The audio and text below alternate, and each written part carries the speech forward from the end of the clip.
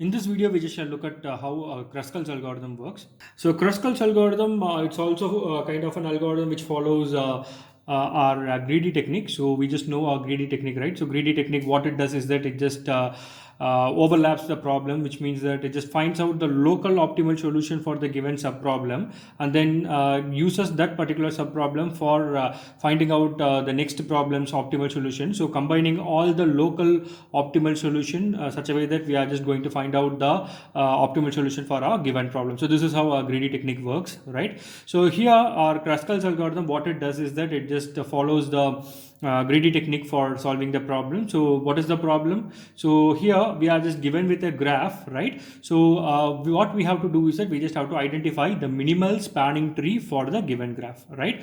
So you just know what is a graph. So graph is nothing but a collection of vertices and edges. So tree is nothing but it is also a collection of vertices and the edges. So here we are be having a certain hierarchical order, which means that there should not be any cycles. It has to flow from the top to bottom, parent to child, likewise relationship.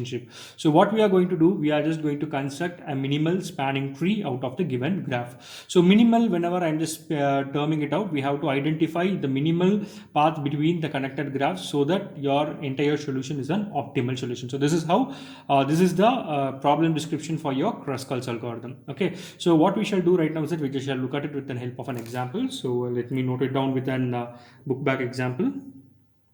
Okay, so this is our example which is given. So we are just going to consider this example and we are just going to solve it right now. Okay, so here what we are going to do is that as usual, we are just going to construct a table, and then with the help of the table, we are just going to find out the solution. So Kruskal's algorithm, what it does is that it just considers the edges for doing it. Okay, so edges are nothing but the paths which just connect your nodes. We just call it as the edges. So what we are going to do, we are just going to construct a MST based upon the edges, right? So here we are just having edges, and then we are having another term called as shorted edges.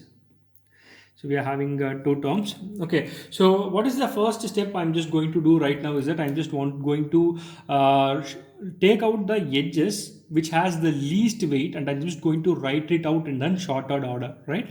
So for example, what is the least node right now? So here the minimal value is 1, right? So what is the path B and C? It is going to travel, or the edge weight is 1. So I'm just marking BC as 1.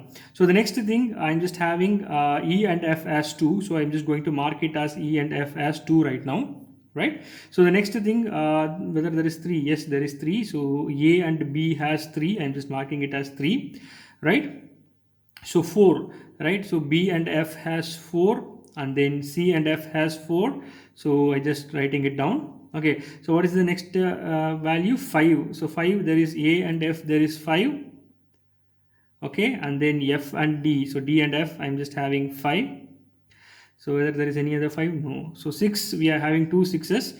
So A and E turns out to be 6, and then C and D turns out to be 6, and then D and E turns out to be 8. So there is no 7. So we are going to have 8. So what we do is that we just write it down in a shortened manner. So whenever we are just writing down in a shortened manner, make sure that you are not leaving off any of your edges which are being connected in your vertices. Okay, so the first step, what I will be doing, I'll be writing it down in a shortened manner, and then I will be visiting the least. Okay, so what is the minimal thing? So BC is the minimal. So what I do is that I just visit my BC. So the first node which I'm just going to visit is my BC, right? So what I'm doing, I'm just visiting B and C. So this is the least node, right? So I'm just visiting it out. So once after visiting it out, so what I have to do is that I just have to look at the remaining nodes right now. So remaining nodes are EF. It will not change throughout the course of it. So what is the next value I'm just going to take? I'm just going to take E and F. Okay, so right now what am I doing is that I'm just traversing my E and F. So what is the cost of it? The cost of it is going to be 2, right? So what I do, I just take my E and I'm just take my F. So I'm just traversing them. So what is the cost of it? The cost of it is 2. So I'm just marking it as 2 over here, right?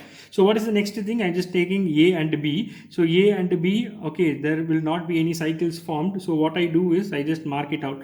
So A and B, I'm just visiting, I'm just writing it as 3 over here. So A and B I'm visiting it, I'm just marking it as 3 right now. Right. So what is the next node? So the next node turns out to be B and F. So whether there is a path between B and F, there is no path. Whether it will form a cycle, no, it will not form a cycle. So what I do is that I just visit my B and F next. So I'm just visiting B and F. So the cost is going to be 4. So B and F I am visiting and I'm just marking the cost. The cost is going to be 4. Right. So the next thing, I'm just going to visit C and F. Okay. So while marking C and F, what happens is that my B, C and F will form a cycle. So what I do is that I just ignore this particular node. So we just know that the minimal spanning tree, we have to construct it without forming any cycles, right? So if I just connect C and F right now, it will form a cycle. So I'm just not going to visit, or I'm just not going to use C and F over here.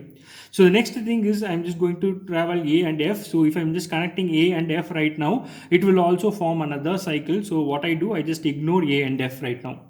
Right. So the next thing is D and F. So right now I have not visited my D yet. So what I do is that I just mark D and F. Right. So what is the cost of my D and F? So D and F is going to be 5. So I'm just marking it out as such.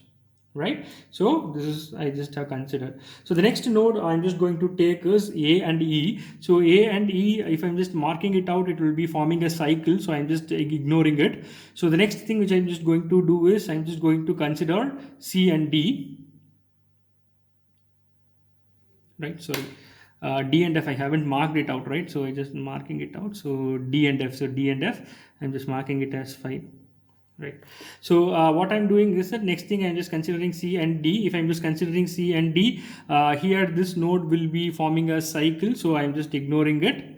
So similarly, the next thing D and E is there. So D and E, if I'm just forming, it will be making a circle. So I'm just ignoring it. So what are the nodes which I have considered for constructing the minimal spanning tree? I just have considered BC, EF, AB, BF, and DF for traversing the entire, for constructing the entire minimal spanning tree for the given graph. Right. So this is how you just perform your Kruskal's algorithm.